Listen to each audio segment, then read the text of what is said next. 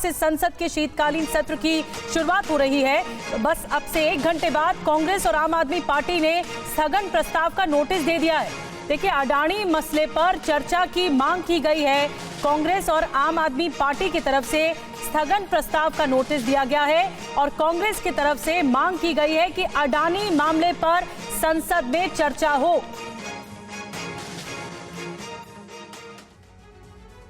तो देखिए, आज से शुरू हो रहे शीतकालीन सत्र में कांग्रेस पार्टी अडानी के मुद्दे को जोर शोर से उठाएगी। कांग्रेस सांसद गौरव गोगोई ने इसे लेकर क्या कहा है, ये आपको दिखाते हैं।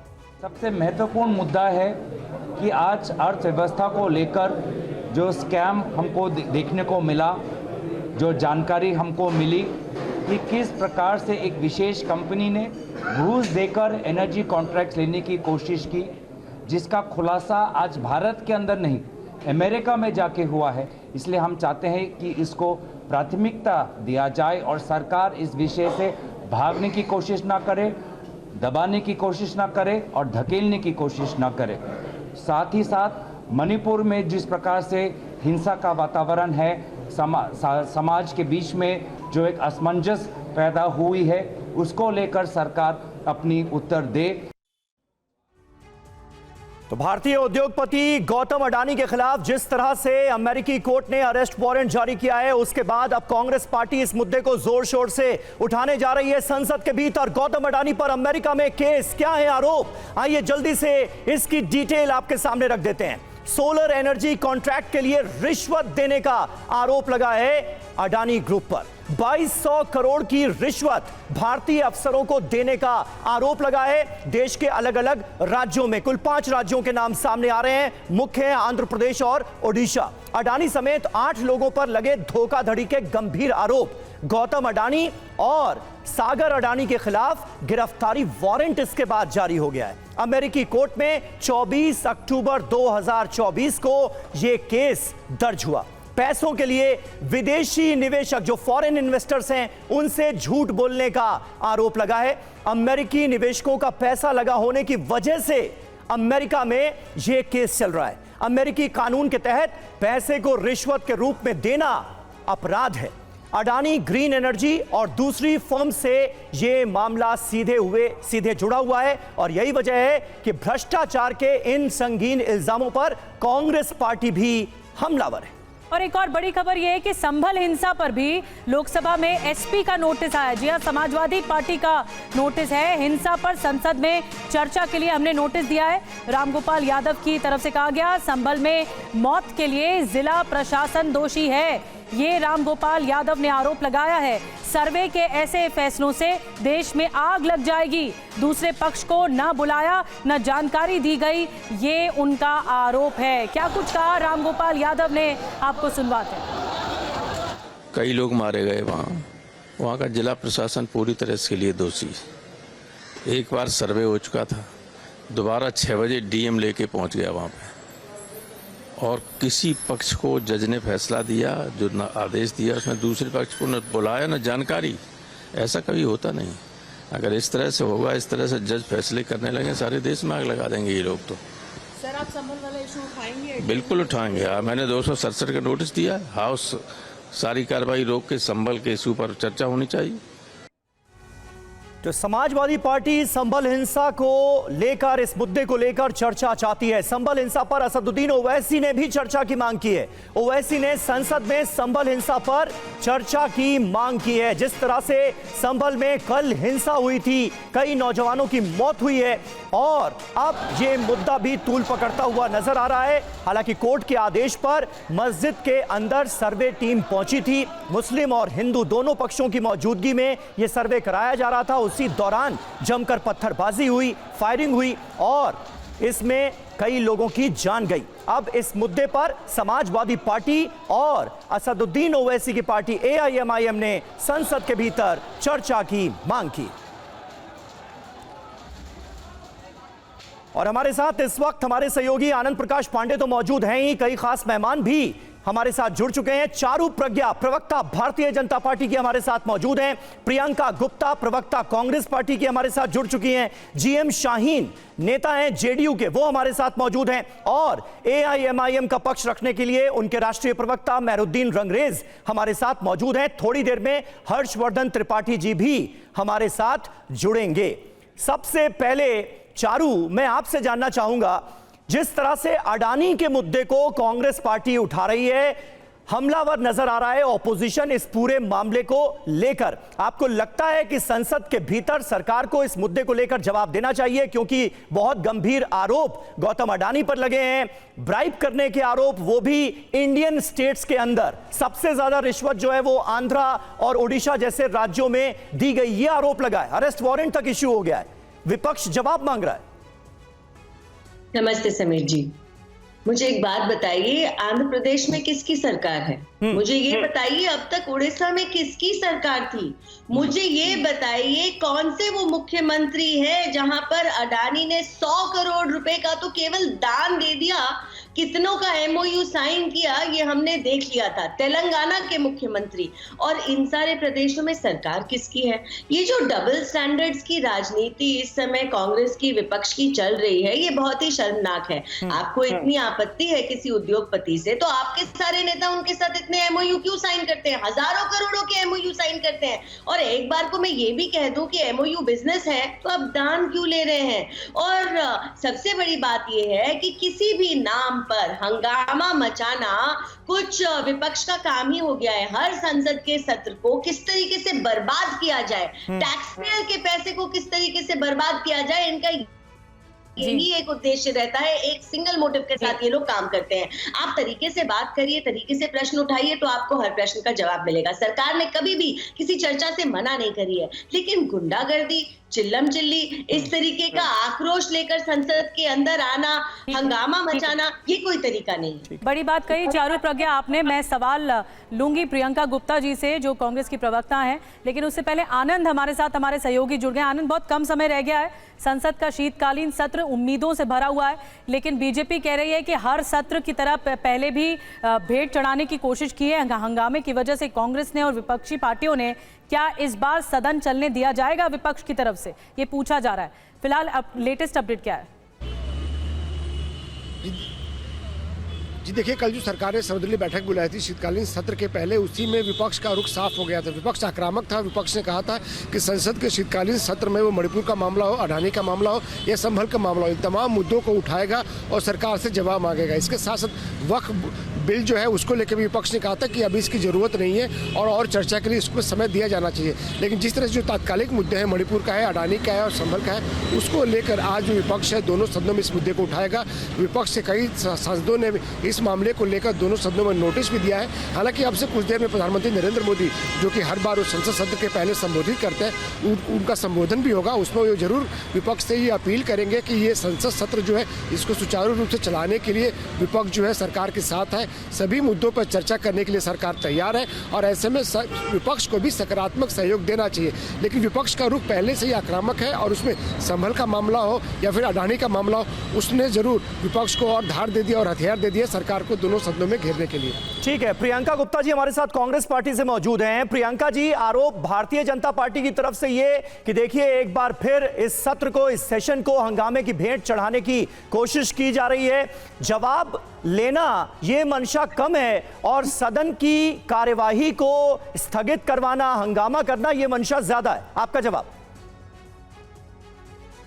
देखिए समीर जी, ये बहुत ही गंभीर मसला है और मसला जो है पूरी तरीके से जुड़ा है प्रधानमंत्री जी से, क्योंकि प्रधानमंत्री जी के करीबी अडानी जी पर अमेरिका की एक अदालत, जो न्यूयॉर्क की अदालत है, उसने एक गंभीर आरोप लगाया है। वो आरोप है कि वो धोखाधड़ी और जो है रिश्वतखोरी का, जिसके थ्रू वो जो है वहां पर जो भी अमेरिका में उनका जो उन्होंने शेयर मार्केट के थ्रू जो पैसा उठाया है उसको घूसखोरी में लगाया। तो मैं समझती हूँ ये गंभीर आरोप है, इस पर चर्चा होनी चाहिए, इस पर जांच होनी चाहिए। लगातार केन्या जैसा देश जहां पर गांधी जी की पूजा होती है, जिसको मैं कहूंगी कि एक तरह से हमारा सम्मान है, वहां पर जाकर हम लोगों की एक अपमान किया जाता है, भारत की साख जो है पूरी तरीके से एक तरह से उस पर लगी हुई है, दांव पर लगी हुई है। तो मुझे लगता है कि धीरे धीरे लगातार जिस तरह के इनके खुलासे होते चले जा रहे हैं, चाहे वो बांग्लादेश हो, चाहे वो श्रीलंका हो, चाहे ऑस्ट्रेलिया हो, चाहे इंडोनेशिया हो, केन्या हो, हर जगह से अडानी जी के ऊपर आरोप जो लगाए जा रहे हैं, क्या उसमें कोई भी सच्चाई नहीं? और अगर कोई सच्चाई नहीं तो जांच क्यों नहीं बिठा देते? और जांच नहीं बिठा सकते, इसका मतलब कि दूध में कहीं कुछ एक काला है। ठीक है। और दूध का दूध और पानी का पानी हो जाएगा। अगर चर्चा हो जाएगी तो उस पर क्या क्या बिगड़ जाएगा? जेपीसी बिठाए, जांच कराए, उस पर चर्चा होनी चाहिए। और सिर्फ चर्चा इसी पर नहीं होनी चाहिए, चर्चा मणिपुर पर भी होनी चाहिए। मणिपुर में लगातार जिस तरह से 1.5 सालों से आग लगी हुई है, और उसकी जिम्मेदारी किसकी है? वहां के जो सीएम है, वहां के खुद के विधायक चाहते हैं कि सीएम को हटा दीजिए, शांति तभी आएगी। तो क्यों नहीं हटाया जाता है? ये सवाल सबसे बड़ा है कि मणिपुर जल रहा है और उस पर किसी को चिंता नहीं है भारतीय जनता पार्टी से। आज मणिपुर पर अगर कोई सवाल किया जाएगा तो चारू प्रज्ञा भी नहीं बोल पाएंगी और कोई इनका नेता मंत्री नहीं बोल पाएगा। इनके खुद के गठबंधन ने वहां पर अपना गठबंधन छोड़ दिया कि जब तक ये मुख्यमंत्री रहेंगे तब तक हम यहाँ पर इनके साथ गठबंधन में नहीं रहेंगे। तो बीरेन सिंह से इतनी क्या मोहब्बत है, ये बताना चाहिए। तो तीसरा मुद्दा संभल का है। संभल अपने आप में एक पूरी तरीके से प्रशासन का फेलियर है। उत्तर प्रदेश को इन्होंने अखाड़े का मैदान बना दिया है। उत्तर प्रदेश में जिस तरह से हिंसा, नफरत का बीज बोया जा रहा है, उसका नतीजा आपके सामने है। क्या आपको नहीं पता कि वर्शिप एक्ट है हमारे पास? 1991 में जो एक्ट पास हो चुका है कि किसी भी आजादी के बाद किसी भी ऐसे वर्शिप एक्ट के थ्रू किसी भी ऐसे पूजा स्थल को बदला नहीं जा सकता। फिर क्या मजबूरी रही कि तत्काल जाकर वहां सर्वे करना था? सर्वे करने वाली टीम के साथ, लेकिन इस एक्ट के बारे में तो अदालतों को पता है ना।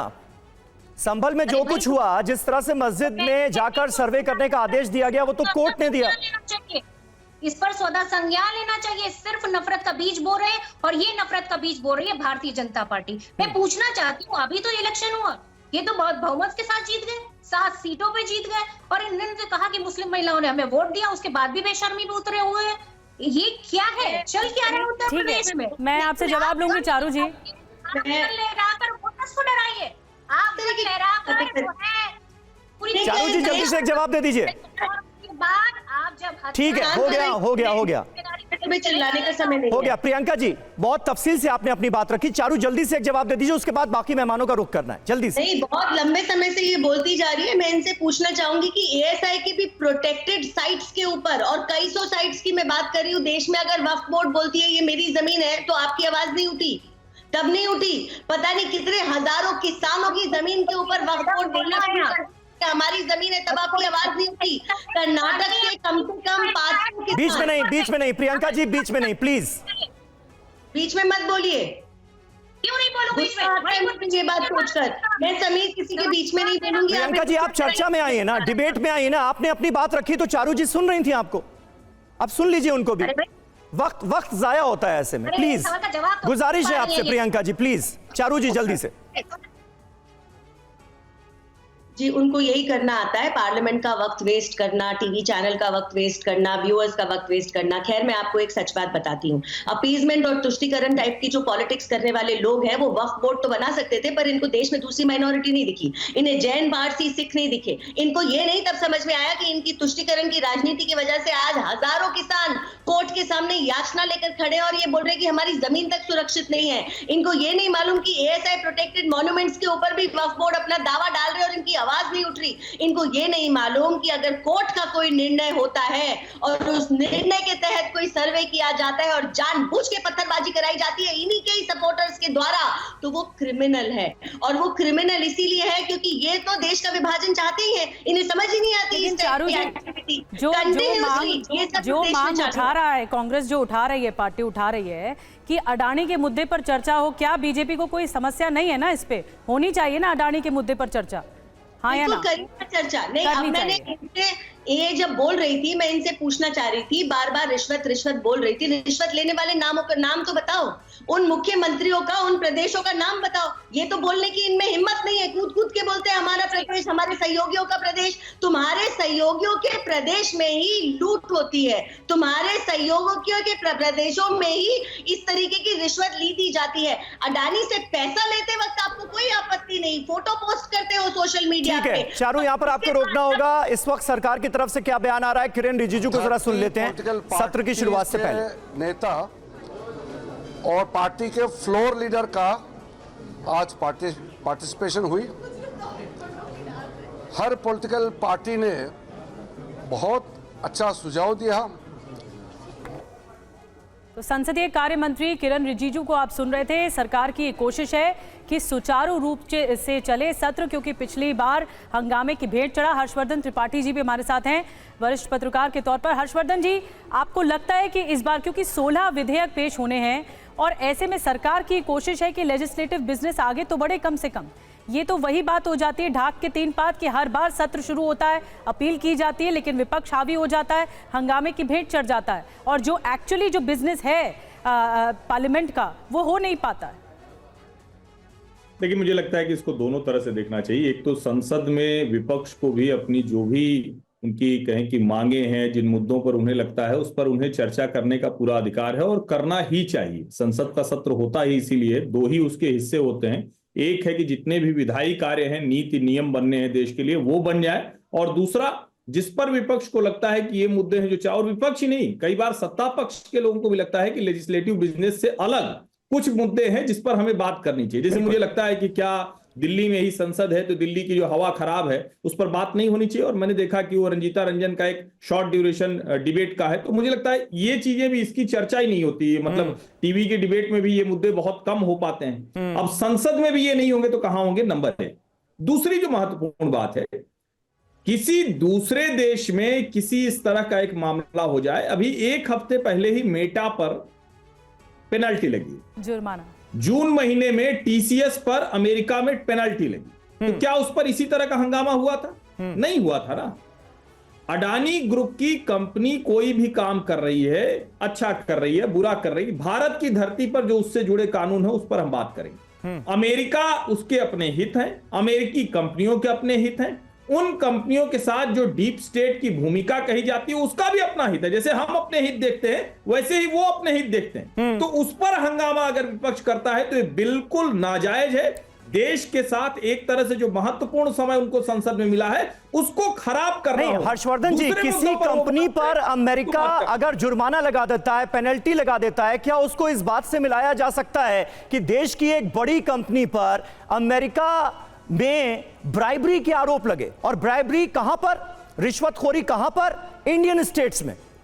मतलब अगर आप देखिए तो आंध्र प्रदेश में ही 1650 करोड़ रुपए, ओडिशा का आप देखिए, मतलब 2000 करोड़ से ज्यादा की रिश्वत दी गई। तो क्या उसमें भारतीय इंटरेस्ट शामिल नहीं है? क्या इस मुद्दे को बिल्कुल भी उठाना नहीं चाहिए या इस पर जवाब नहीं लेने की कोशिश होनी चाहिए ऑपोजिशन की तरफ से, यह कहा जा सकता है? देखिए, राहुल गांधी प्रेस कॉन्फ्रेंस जब पिछली बार भी कर रहे थे तो उनके एक तरफ भूपेश बघेल, एक तरफ अशोक गहलोत, और हम लोग भी पत्रकार के तौर पे इतने मासूम हो जाते हैं कि अडानी की रिश्वत, अरे किन राज्यों में दिया, किसकी सरकार थी, और क्या भारत के वो अधिकारी हैं जो अमेरिका को सूचनाएं दे रहे हैं? क्या उस कंपनी जो सहयोगी कंपनी है अडानी की, उसके अपने कोई हित हैं जिसकी वजह से ये सब हुआ? और मैं फिर कह रहा हूं, अगर अमेरिका में अडानी के ऊपर कोई दोष अगर तो क्या गौतम अडानी बच जाएंगे? चलो वो नरेंद्र मोदी की सरकार को मैनिपुलेट कर लेंगे, क्या वो वहां अमेरिका को मैनिपुलेट कर रहे हैं क्या? थोड़ा तो इस चीज को, मतलब हम लोग जब बात कर रहे हैं और वहां के इंडिक्टमेंट का मतलब बहुत क्लियर है, जैसे यहाँ चार्जशीट फाइल होती है वैसे वहां इंडिक्टमेंट है। तो बहुत इसको इस तरह से पेश कर रहे हैं जैसे दोषी हो गए। ठीक है, कोई गौतम अडानी के पक्ष की बात नहीं कर रहा हूं, लेकिन कोई देश जब बड़ा होता है तो अमेरिका और जो वेस्टर्न वर्ल्ड है उसकी कंपनियों को ध्वस्त करने की कोशिश करते हैं, और ये तो कोई देश विरोधी ही होगा। हर्षवर्धन त्रिपाठी जी, जो अमेरिकी एजेंसियां हैं वो तो देख ही रही हैं इस पूरे मसले को, तो जो लोकल मुद्दे हैं, भारत के मुद्दे हैं, उन पर चर्चा होनी चाहिए सदन में। विपक्ष क्या कह रहे हैं आपको बता देते हैं। संभल हिंसा पर आपको बता दें, प्रियंका गांधी का एक्स पर पोस्ट सामने आया है। संभल पर सरकार का जो रवैया है वो दुर्भाग्यपूर्ण है। एक और सुलगता वो मुद्दा संभल हिंसा का है और ये भी सदन में गूंज सकता है, और इसीलिए विपक्ष आवाज उठा रहा है। सर्वे में प्रशासन ने हड़बड़ी की है, ये आरोप लगाया गया है प्रियंका गांधी की ओर से। सरकार ने संभल का माहौल खराब किया है, ये भी आरोप लगा रहा है विपक्ष। और देखिए, सत्र शुरू होने से पहले विपक्ष की बैठक राज्यसभा में कांग्रेस अध्यक्ष मल्लिकार्जुन खड़गे के चैम्बर में इंडिया गठबंधन के नेताओं की बैठक हुई। कांग्रेस सांसद मणिक्कम टैगोर ने कहा हमने अडानी का मुद्दा उठाया है। अडानी केस पर हम संसद के भीतर चर्चा चाहते हैं, यह कहा गया है कांग्रेस सांसद मणिक्कम टैगोर की तरफ से। आनंद प्रकाश पांडे हमारे सहयोगी इस वक्त हमारे साथ मौजूद हैं। आनंद, रुख क्या है अडानी के मुद्दे को लेकर कांग्रेस पार्टी का, यह जरा बताएं। कांग्रेस पार्टी को क्यों यह लगता है कि देश के लिए यह मुद्दा जरूरी है, इस पर सरकार से जवाब तलब होना चाहिए? जी देखिए, कांग्रेस हो या विपक्ष हो, उनको ये लगता है कि गौतम अडानी के प्रधानमंत्री नरेंद्र मोदी से करीबी है और उनको लगता है कि जितना हम गौतम अडानी को या उनकी कंपनियों को जितना उस पर हमला करेंगे तो उसका सीधा असर प्रधानमंत्री नरेंद्र मोदी पे होगा और उनकी सरकार पे होगा। और गाहे बगाहे ये दोनों के बीच का संबंध को बार बार जताने की कोशिश की जाती है, याद दिलाने की कोशिश की जाती है। राहुल गांधी भी अगर गौतम अडानी पे इतने आक्रामक है तो उसकी वजह भी यही है। वो अलग बात है कि राहुल गांधी की पार्टी की जहाँ सरकार है या फिर जहाँ विपक्ष की सरकार है, वहाँ पर अगर गौतम अडानी इन्वेस्टमेंट करते हैं तो उनका स्वागत किया जाता है। लेकिन जब संसद की बात आती है या फिर दूसरे स्टेट्स की बात आती है, महाराष्ट्र की बात आती है, आपने देखा पूरे महाराष्ट्र चुनाव में गौतम अडानी के इन्वेस्टमेंट को लेकर मुद्दा उठाया गया, पूरा धारावी का मामला उठाया गया। तो ऐसे में जाहिर तौर पर विपक्ष को ये लगता है कि हम जितना गौतम अडानी को हिट करेंगे, जितना उनकी कंपनी पे हिट करेंगे, जितने सवाल उठाएंगे, तो कहीं न कहीं एक तरह से सरकार को या प्रधानमंत्री नरेंद्र मोदी को कटघरे में खड़ा करेंगे। लेकिन बीजेपी बार बार ये कहती है कि गौतम अडानी एक बिजनेसमैन है, अगर वो कहीं इन्वेस्टमेंट करते हैं तो ये उनकी कंपनी का फैसला होता है और वो अपना नफा नुकसान देखकर फैसला करते हैं। और अगर वो सिर्फ बीजेपी के हित की सोचते या फिर बीजेपी से उनकी करीबी होती तो सिर्फ बीजेपी शासित राज्यों में ही इन्वेस्टमेंट करते, और जहां भी इन्वेस्टमेंट होता है वहां पे नौकरियां मिलती हैं, वहां पे विकास होता है। तो यही विपक्ष की रणनीति यही है कि गौतम अडानी के बहाने सरकार पर और प्रधानमंत्री नरेंद्र मोदी पर लगातार हमले किया जाए।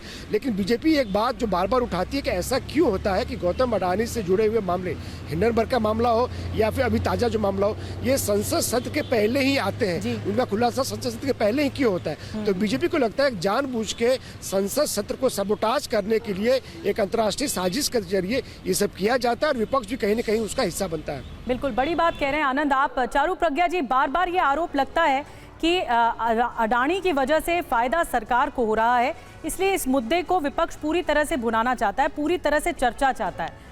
ये बार बार आरोप लगता है। राहुल गांधी ने प्रेस कॉन्फ्रेंस भी की, घोटाले के बारे में भी बताया कि विदेश में घोटाला होता है, जो रिश्वत दी गई वो अडानी की कंपनियों की तरफ से दी गई, और ये बड़ा मसला है जिस पर चर्चा होनी चाहिए, कार्रवाई होनी चाहिए। देखिए, अब मैं आपको आराम से एक बात बताना चाहती हूँ। अक्यूज्ड कौन है? ब्राइबरी, रिश्वत दी किसको गई है? सबसे पहले कहा बघेल सरकार को दी गई है, पटनायक सरकार को दी गई है, जगन सरकार को दी गई है और स्टालिन सरकार को दी गई है। कौन सी पार्टियां चलाती हैं सरकारों को? हाँ, तो उसमें कांग्रेस, बीजेपी, वाईएसआरसीपी, डीएमके। आप इनसे पहले जवाब मांगिए। आप इंडिया अलायंस में अपने ही खिलाफ अपना आंखें खोलकर आप देख नहीं पाते। शीशे के महल में आप लोग जीते हो। उसके बाद मुझे तो ये दो मुंही किस्म की बातें ही नहीं पसंद आती। पहले तो हर संसद का सत्र आपको बर्बाद करना है एक ही मुद्दा उठाकर, और ये भी मुद्दा यूजुअली आपको कहीं विदेश के किसी कोने से मिलता है। दूसरी बात यह है कि ये सारी बातें आपके पास करने के लिए और कोई समय नहीं होता, आपको जनता के पैसे से चलाए जाने सत्र का ही समय चाहिए होता है। तीसरी बात यह है कि जब आपके खुद के प्रदेशों में पैसा लगाया जाता है, चाहे वो छत्तीसगढ़ हो, जब आपकी सरकार राजस्थान में थी तब की बात। चारू जी ये तो मामला फिर देश का हो गया ना। अगर आरोप मान लीजिए, आरोपों में सत्यता है या नहीं है हमें अभी नहीं पता, अभी तो जांच होगी, कोई दोषी तो हो नहीं गए गौतम अडानी, लेकिन मुद्दा देश से जुड़ा हुआ कैसे नहीं है? जब हमारे इंडियन स्टेट्स में घूस दी जा रही है, रिश्वत दी जा रही है, इस बात के आरोप लगे, तो फिर तो यह देश का मसला हो गया ना। मतलब देश की सरकार के लिए कंसर्न तो होना ही चाहिए। इन बातों के बीच इंडियन इन्वेस्टर्स का हित भी तो जुड़ा हुआ है ना चारू इससे। एक लाइन में ऐड कर दूं, अगर फरवरी के महीने में FBI जैसी अमेरिकी एजेंसी रेड करती है, मार्च में ब्लूमबर्ग की एक रिपोर्ट आ जाती है जिसमें पूरी डिटेल्ड जानकारी दी जाती है, अडानी समूह इनकार करता है, यहां पर सेबी को इसकी इंफॉर्मेशन नहीं दी जाती, ये सारे मुद्दे मतलब आपके कंसर्न में नहीं है? मतलब इस पर कंसर्न नहीं होना चाहिए हमारा? नहीं, अगर हमारा कोई कंसर्न है भी तो मुझे आप मेरे इन सवालों का जवाब दीजिए ना। पहले क्या इन लोगों को अपनी जवाबदेही नहीं चेक करनी चाहिए? दूसरी बात मैं आपसे ये पूछ रही हूँ कि हमेशा हंगामा मचाना ही एक तरीका है किसी चीज से डील करने का? डबल स्टैंडर्ड्स लेकर तो चलते ही हैं। तीसरी बात मैं वापस से ये पूछना चाहती हूँ कि बार बार एक मुद्दा उठ रहा है कि अडानी वाला इशू जो अमेरिका से निकल कर आ रहा है, ये एक डीप स्टेट का इशू है, ये बिजली देने का इशू है बांग्लादेश में, जहां पर हमको मालूम है किस तरीके की आतंक चल रहा है, खासकर कि वहां यहाँ की माइनॉरिटीज के खिलाफ, हिंदुओं के खिलाफ रोज वो बातें हम उठा रहे हैं। रोज ठीक है हम चारू जी, उसके माफ कीजिएगा, यहाँ पर आपको बीच में रोकना पड़ रहा है क्योंकि अब सत्र की शुरुआत होने वाली है और थोड़ी देर में प्रधानमंत्री नरेंद्र मोदी भी वहां पर पहुंच जाएंगे। और देखिए ये सीधी तस्वीरें आपको दिखा रहे हैं, प्रधानमंत्री नरेंद्र मोदी का कैवलकेड पहुंच गया है संसद भवन। प्रधानमंत्री नरेंद्र मोदी संसद भवन पहुंच गए हैं और सत्र की शुरुआत से पहले जो प्रधानमंत्री नरेंद्र मोदी का वक्तव्य होता है वो अपने आप में बहुत इंपॉर्टेंट होता है। तो थोड़ी देर में प्रधानमंत्री नरेंद्र मोदी मीडिया से मुखातिब होंगे। निधि, तो प्रधानमंत्री मोदी पहुंच चुके हैं और बातचीत करते हुए, बहुत महत्वपूर्ण सत्र है, शीतकालीन सत्र। और हर्षवर्धन त्रिपाठी जी, मैं चाहूंगी आप इस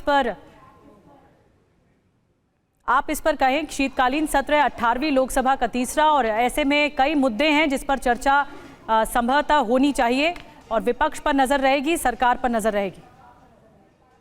देखिए मुझे लगता है कि ये इस लिहाज से भी बहुत महत्वपूर्ण है, सिर्फ इसको सरकार के लिहाज से न देखें। राहुल गांधी भी नेता प्रतिपक्ष के तौर पर है और मैं बहुत गंभीरता से कह रहा हूं कि इसको यूं भी देखा जाना चाहिए कि मैं रोक रही हूं आपको, पीएम मोदी कह रहे हैं। नमस्कार साथियों,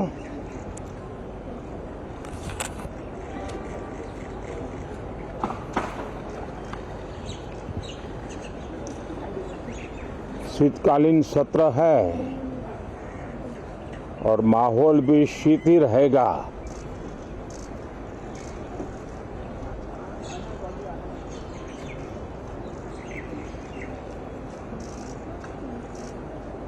– 2024 का ये अंतिम कालखंड चल रहा है।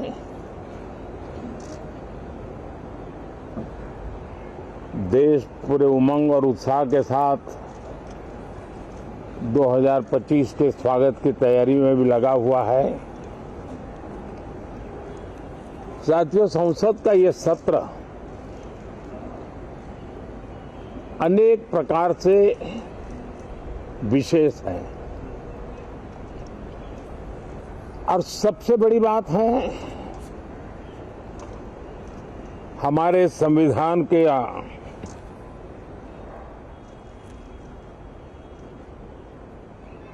75 साल की यात्रा, 75वें साल में उसका प्रवेश, ये अपने आप में लोकतंत्र के लिए एक बहुत ही उज्जवल अवसर है। और कल संविधान सदन में सब मिलकर के इस संविधान के 75वें वर्ष की उसके उत्सव की मिलकर के शुरुआत करेंगे।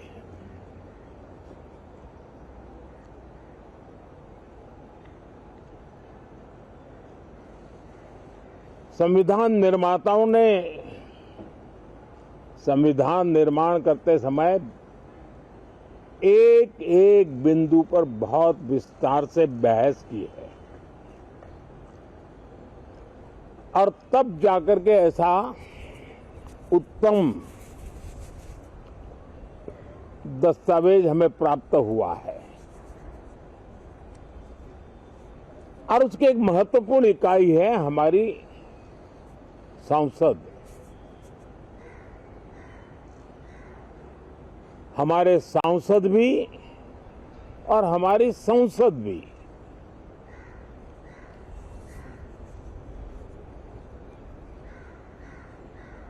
पार्लियामेंट में स्वस्थ चर्चा हो, ज्यादा से ज्यादा लोग चर्चा में अपना योगदान दें। दुर्भाग्य से कुछ लोगों ने अपने राजनीतिक स्वार्थ के लिए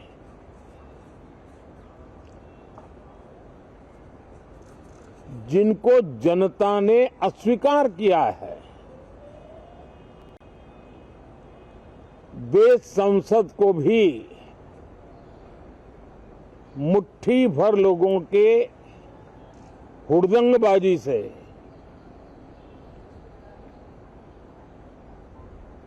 कंट्रोल करने का लगातार प्रयास कर रहे हैं। उनका अपना मकसद तो संसद की गतिविधि को रोकने से ज्यादा सफल नहीं होता है और देश की जनता उनके सारे व्यवहारों को काउंट करती है और जब समय आता है तो सजा भी देती है।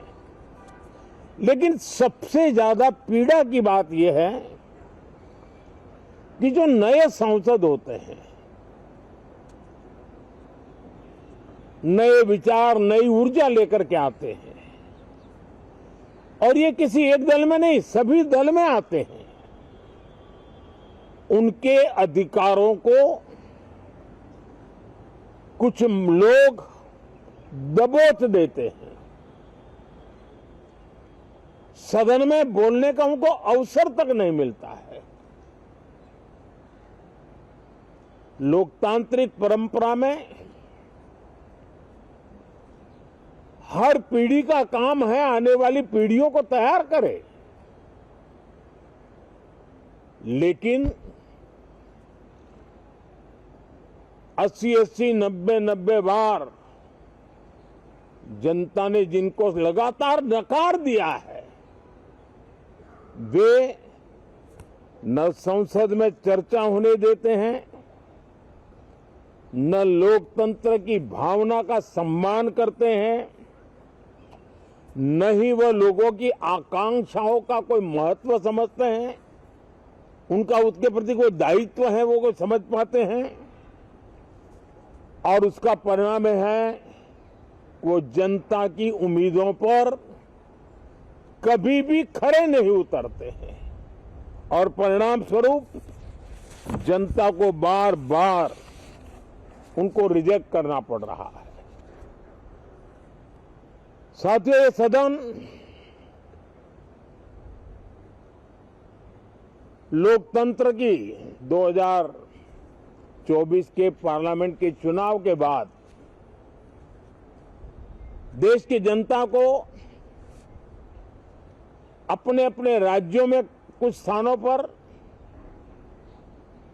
अपनी भावना, अपने विचार, अपनी अपेक्षाएं प्रकट करने का अवसर मिला है। उसमें भी 2024 के लोकसभा के चुनाव के नतीजों को और अधिक ताकत दी गई है राज्यों के द्वारा और अधिक बल प्रदान किया गया है और अधिक समर्थन का व्याप बढ़ा है।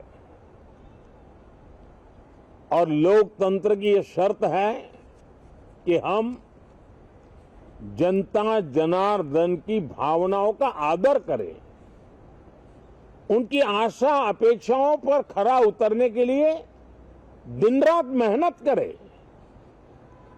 मैं बार बार खास करके विपक्ष के साथियों से आग्रह करता रहा हूं और कुछ विपक्ष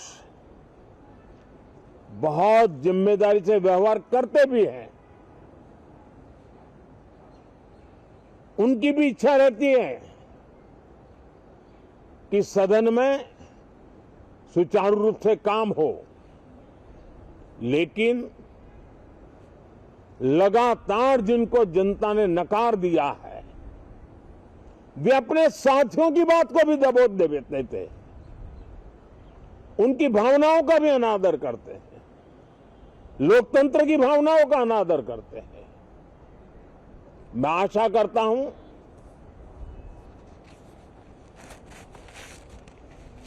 कि हमारे नए साथियों को अवसर मिले। सभी दल में नए साथी हैं, उनके पास नए विचार है, भारत को आगे ले जाने के लिए नई नई कल्पनाएं हैं और आज विश्व भारत की तरफ बहुत आशा भरी नजर से देख रहा है, तब हम संसद का समय का उपयोग वैश्विक स्तर पर भी भारत के आज जो सम्मान बढ़ा है, भारत का प्रति जो आकर्षण बढ़ा है, उसको बल प्रदान करने वाला हमारा व्यवहार रहना चाहिए। विश्व के अंदर भारत को ऐसे अवसर बहुत कम मिलते हैं जो आज मिला है, और भारत की संसद से वो संदेश भी जाना चाहिए कि भारत के मतदाता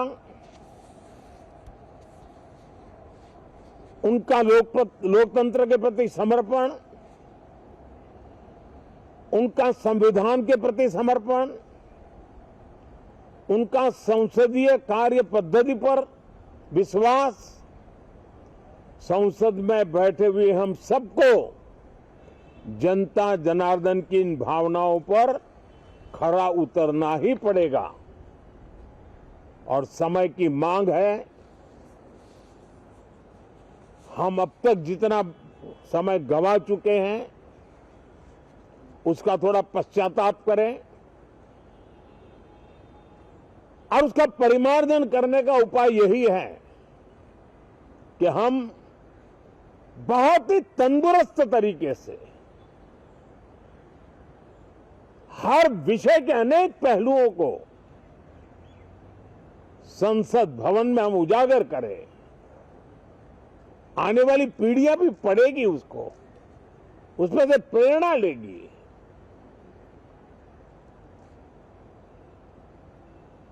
मैं आशा करता हूं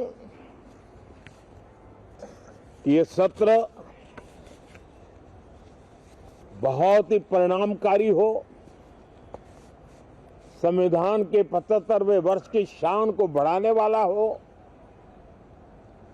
भारत की वैश्विक गरिमा को बल देने वाला हो, नए सांसदों को अवसर देने वाला हो, नए विचारों का स्वागत करने वाला हो।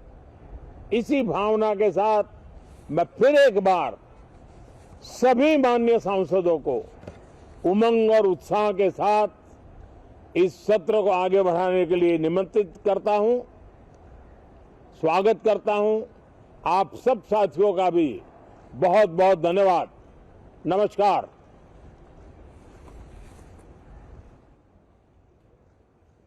तो देखिए, प्रधानमंत्री नरेंद्र मोदी को आप सुन रहे थे। उन्होंने कहा है कि चाहता हूं संसद में जो हमारे नए साथी हैं उनको अवसर मिले। कुछ विपक्षी सांसद चाहते हैं कि संसद में काम हो, लेकिन मुट्ठी भर लोग अक्सर हुड़दंग करते हैं और ऐसे सांसदों को जनता भी सबक सिखाती है। कुछ लोग संसद को कंट्रोल करना चाहते हैं, कुछ विपक्षी सांसद अपनी जिम्मेदारी को महसूस करते हुए उसे निभाते हैं। जिनको जनता ने 80 बार नकारा वो चर्चा नहीं होने देते, ये प्रधानमंत्री नरेंद्र मोदी ने कहा है। और कहा है कि वो उम्मीद करते हैं कि संसद का शीतकालीन सत्र फ्रूटफुल रहेगा, परिणामकारी रहेगा। पार्लियामेंट में स्वस्थ चर्चा हो, ज्यादा से ज्यादा लोग चर्चा में अपना योगदान दें। दुर्भाग्य से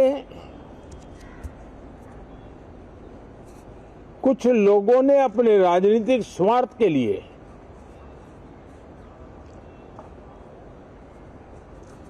जिनको जनता ने अस्वीकार किया है, वे संसद को भी मुट्ठी भर लोगों के हुड़दंगबाजी से